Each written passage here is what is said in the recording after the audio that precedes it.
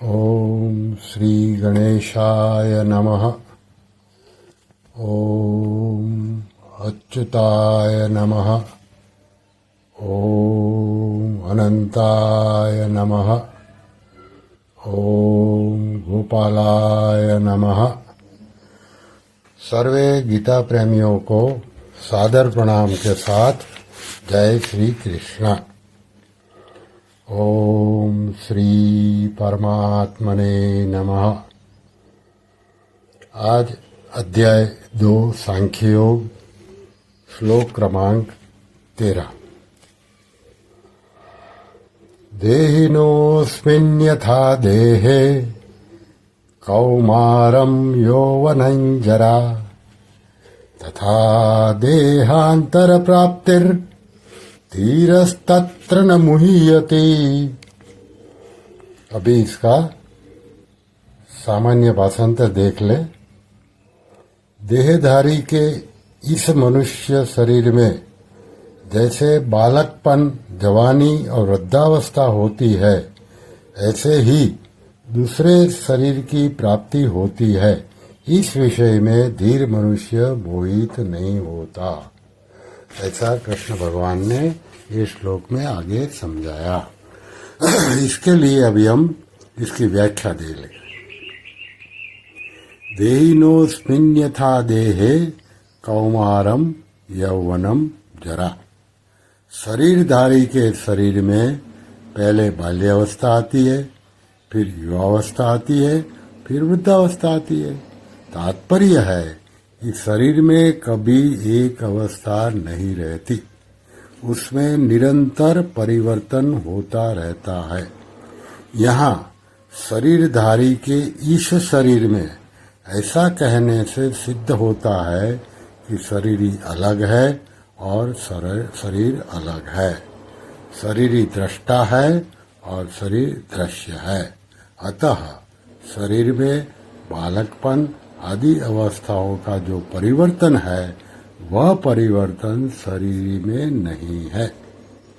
तथा देहांतर प्राप्ति ही, जैसे शरीर की कुमार, युवा आदि अवस्थाएं होती है, वैसे ही देहांतर की अर्थात दूसरे शरीर की प्राप्ति होती है। जैसे स्थूल शरीर बालक से जवान एवं जवान से बूढ़ा हो जाता है, तो इन अवस्थाओं के परिवर्तन को लेकर कोई शोक नहीं होता। ऐसे ही शरीर एक शरीर से दूसरे शरीर में जाता है, तो इस विषय में भी शोक नहीं होना चाहिए।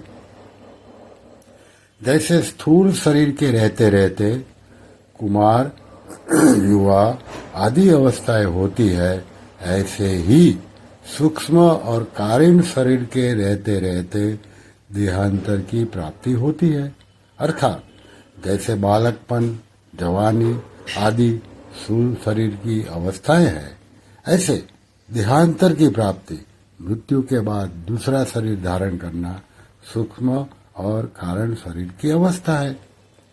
स्थूल शरीर के रहते रहते कुमार आदि अवस्थाओं का परिवर्तन होता है, यह तो स्थूल दृष्टि है। सूक्ष्म दृष्टि से देखा जाए तो अवस्थाओं की तरह स्थूल शरीर में भी परिवर्तन होता रहता है।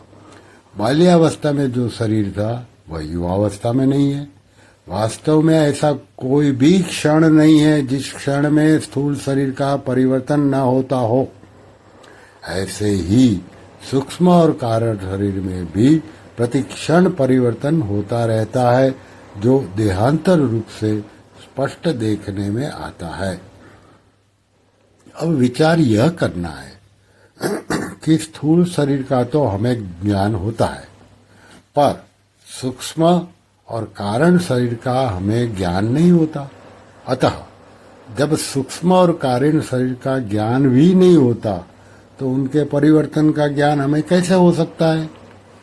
इसका उत्तर है कि जैसे स्थूल शरीर का ज्ञान उसकी अवस्थाओं को लेकर होता है, ऐसे ही सूक्ष्म और कारण शरीर का ज्ञान भी उसकी अवस्थाओं को लेकर होता है।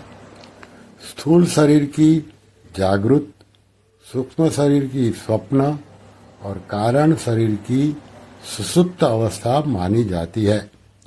मनुष्य अपनी बाल्यावस्था में अपने को स्वप्न से बालक देखता है, युवावस्था में स्वप्न से युवा देखता है और वृद्धावस्था में स्वप्न में वृद्ध देखता है। इससे सिद्ध हो गया कि स्थूल शरीर के साथ साथ सूक्ष्म शरीर का भी परिवर्तन होता है। ऐसे ही सुषुप्त अवस्था बाल्यावस्था में ज्यादा होती है, युवावस्था में कम होती है और वृद्धावस्था में वह बहुत कम हो जाती है। अतः इससे कारण शरीर का परिवर्तन भी सिद्ध हो गया। दूसरी बात, बाल्यावस्था और युवावस्था में नींद लेने पर शरीर और इंद्रियों में जैसी ताजगी आती है वैसी ताजगी वृद्धावस्था में नींद लेने पर नहीं आती। अर्थात वृद्धावस्था में बाल्य और युवावस्था जैसा विश्राम नहीं मिलता। इस रीति से भी कारण शरीर का परिवर्तन सिद्ध होता है। जिसको दूसरा देवता, पशु, पक्षी आदि का शरीर मिलता है, उसको उस शरीर में देहाभ्यास के कारण मैं यही हूँ ऐसा अनुभव होता है, तो यह सूक्ष्म शरीर का परिवर्तन हो गया। ऐसे ही कारण शरीर में स्वभाव यानी कि प्रकृति रहता है, जिसको स्थूल दृष्टि से आदत कहते हैं। वह आदत देवता की और होती है तथा पशु पक्षी आदि की और होती है, तो यह कारण शरीर का परिवर्तन हो गया। अगर शरीरी यानी कि देही का परिवर्तन होता तो अवस्थाओं के बदलने पर भी मैं वही हूँ ऐसा ज्ञान नहीं होता, परंतु अवस्थाओं के बदलने पर भी जो पहले बालक था, जवान था, वही मैं अब हूँ ऐसा ज्ञान होता है। इससे सिद्ध होता है कि शरीरी में अर्थात स्वयं में परिवर्तन नहीं हुआ है। यहाँ एक शंका हो सकती है कि स्थूल शरीर की अवस्थाओं के बदलने पर तो उनका ज्ञान होता है, पर शरीरांतर की प्राप्ति होने पर पहले के शरीर का ज्ञान क्यों नहीं होता? पूर्व शरीर का ज्ञान न होने में कारण यह है कि मृत्यु और जन्म के समय बहुत ज्यादा कष्ट होता है। उस कष्ट के कारण बुद्धि में पूर्व जन्म की स्मृति नहीं रहती। जैसे लकवा मार जाने पर, अधिक वृद्धावस्था होने पर बुद्धि में पहले जैसा ज्ञान नहीं रहता, ऐसे ही मृत्यु काल में तथा जन्म काल में बहुत बड़ा धक्का लगने पर पूर्व जन्म का ज्ञान नहीं रहता। परंतु जिसकी मृत्यु में ऐसा कष्ट नहीं होता, अर्थात शरीर की अवस्थांतर की प्राप्ति की तरह अनायास ही देहांतर की प्राप्ति हो जाती है, उसकी बुद्धि में पूर्व जन्म की स्मृति रह सकती है। अब विचार करें कि जैसा ज्ञान अवस्थांतर की प्राप्ति में होता है, वैसा ज्ञान देहांतर की प्राप्ति में नहीं होता, परंतु मैं हूँ इस प्रकार अपनी सत्ता का ज्ञान तो सबको रहता है। जैसे सुषुप्ति यानी कि गाढ़ निद्रा में अपना कुछ भी ज्ञान नहीं रहता, पर जगने पर मनुष्य कहता है कि ऐसी गाढ़ निद्रा आई कि मेरे को कुछ पता नहीं रहा। तो कुछ पता नहीं रहा इसका ज्ञान तो है ही। सोने से पहले मैं जो था वही मैं जगने के बाद हूँ, तो सुसुप्ति के समय भी मैं वही था। इस प्रकार अपनी सत्ता का ज्ञान अखंड रूप से निरंतर रहता है। अपनी सत्ता के अभाव का ज्ञान कभी किसी को नहीं होता। शरीरधारी की सत्ता का सद्भाव अखंड रूप से रहता है, तभी तो मुक्ति होती है, और मुक्त अवस्था में वह रहता है। हाँ, जीवन मुक्त अवस्था में उसको शरीरांतरों का ज्ञान भले ही न हो, पर मैं तीनों शरीरों से अलग हूँ ऐसा अनुभव तो होता ही है। धीरस्तत्र न मुह्यति, धीर वही है जिसको सत असत का बोध हो गया है ऐसा धीर मनुष्य उस विषय में कभी मोहित नहीं होता, उसको कभी संदेह नहीं होता। इसका अर्थ यह नहीं कि उस धीर मनुष्य को देहांतर की प्राप्ति होती है। ऊंच नीच योनिय में जन्म होने का कारण गुणों का संग है, और गुणों से संबंध विच्छेद होने पर धीर मनुष्य को देहांतर की प्राप्ति हो ही नहीं सकती। यहाँ तत्र पद का अर्थ देहांतर प्राप्ति के विषय में नहीं है, प्रत्युत देह देही के विषय में है। तात्पर्य है कि देह क्या है, देही क्या है, परिवर्तनशील क्या है, अपरिवर्तनशील क्या है, अनित्य क्या है, नित्य क्या है, असत क्या है, सत्य क्या है, विकारी क्या है, अधिकारी क्या है, इस विषय में वह मोहित नहीं होता। देह और देही सर्वथा अलग है, इस विषय में उसको कभी मोह नहीं होता, उसको अपनी असंगता का अखंड ज्ञान रहता है। इसमें थोड़ा और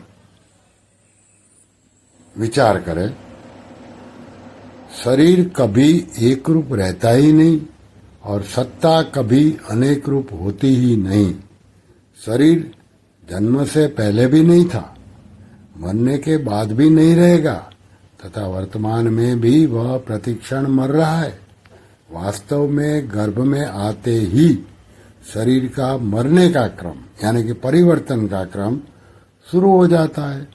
बाल्यावस्था मर जाए तो युवावस्था आती है, युवावस्था मर जाए तो वृद्धावस्था आ जाती है, और वृद्धावस्था मर जाए तो देहांतर अवस्था अर्थात दूसरे शरीर की प्राप्ति हो जाती है।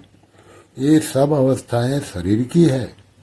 बाल, युवा और वृद्ध ये तीन अवस्थाएं स्थूल शरीर की है, और देहांतर की प्राप्ति सूक्ष्म शरीर तथा कारण शरीर की है।